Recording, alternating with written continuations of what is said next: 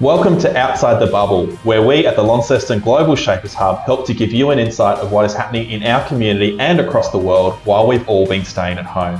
I'm Adam, and today I have with me Archana from Sweetbrew here in Launceston. Now, from the outside, Sweetbrew quickly jumped into adapting to new ways of serving customers online due to the restrictions. What helped you embrace these changes? The realization that virus was real, and that all over the world, other than here in Tasmania, the impact of it was growing fast, and the need to recognize that it could happen here, and therefore our realization that what if this happens here, what are we going to do and how are we going to adapt, and what are the quick, easiest ways to be able to ensure that we can continue to employ as many of our staff as possible, but also how to continue to be financially viable, because it was really necessary, because bills needed to continue to be paid. We found that the fact that we were so engaged in the happenings of the world, that it allowed us to be able to not be shocked when it actually arrived here, and when governments decided, or state and both federal and state governments decided that they were going to start putting in restrictions. It really wasn't a shock to us, because we'd been following the story of how this was progressing from around the world. And I think that's really important to not get lost in a bubble of feeling that because we're here on this beautiful island, that we are somehow protected the happenings around the world. It was also important to us because our industry is such an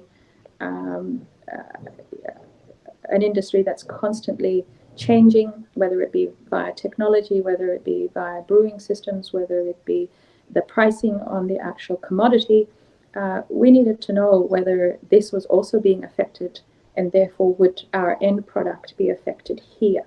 And so putting all that knowledge together, we knew that having done well in our social media, that we needed to get a buy-in to our customers, that they needed to understand our journey and why we were doing it and how we were going to adapt, and how to make it easily accessible for them to come in and still enjoy that brew as long as we possibly could. And you obviously introduced new products during these times as well, when things were probably not open as much or closing down. What drove you to embrace the new products and share that with customers?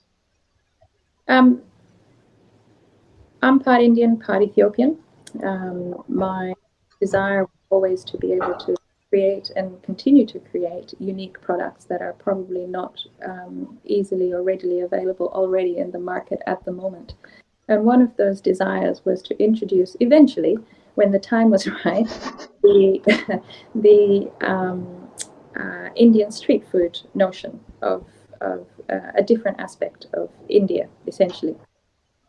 That was fast-tracked a little bit, and we had employed 4 Indian staff. Are you there? Yes. Yeah. We'd employed 4 Indian staff, and when all these things were happening and wage subsidies were being implemented by the government federally and by the state, we realized very quickly that there was nothing available for here in 26,000 visa holders who contribute towards the economy. But when this kind of crisis pandemic came through, they weren't actually being part of there was nothing for them financially to help them survive.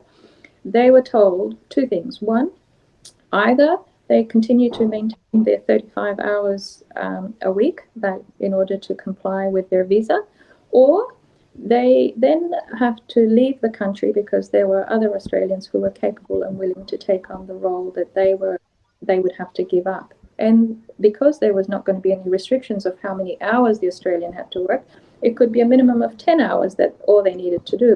But these guys needed to maintain 35 hours in order to comply. It seemed unfair and unjust and wrong. And I'm an immigrant myself, and I came here and I've employed over 200 people. And I feel that from my space of privilege, where I have now become a permanent resident, I could not see my own people or the types of people like who I am or the core of me is continue to suffer simply because I couldn't provide work for them during a period.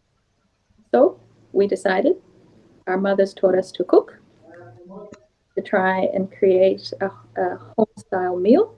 The conditions were everything was going to be fresh, everything was going to be made in-house. It had to taste like what our parents made. Otherwise, I think there would be a few unhappy parents who would not be happy with a westernized way and shortcut of presenting good Indian food. And I guess at the end of it, we were trying to ensure that they were getting their 35 hours. But whether or not we were going to make money was a completely different topic as well. So we agreed that if we make $20, we'd be happy. We shouldn't aim for 100 because maybe that would never happen. But we will give it a good go, put in a lot of passion and see what happens. And therefore we shared that through social media. I actually explained to people what we were trying to achieve and why. We made it available online within a 17-hour period. We went from a Caucasian-style brunch menu to an Indian by-night takeaway.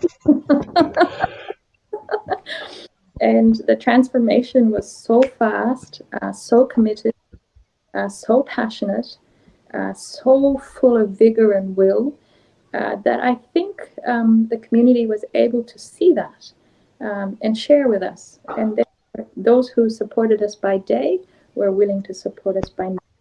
And the success came in the fact that they actually enjoyed the meal and they came back, and a lot of people made it a regular thing. Every Friday, every Saturday, this was the meal they were going to look for.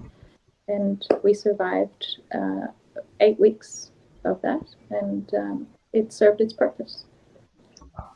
Thank you so much for joining us today with our Outside the Bubble interviews. And look, if you want to find out more about what we talked about in this discussion, have a look at the Examiner newspaper where you can definitely read more. If it's the first time you've joined us for Outside the Bubble, it's part of a larger series to explore around our community and our world. So please have a look at the other videos online. And if you want to find out more about us at the Launceston Global Shapers Hub, connect with us on Facebook, or else you can find out more about the global community at globalshapers.org. Thanks, and we'll see you next time.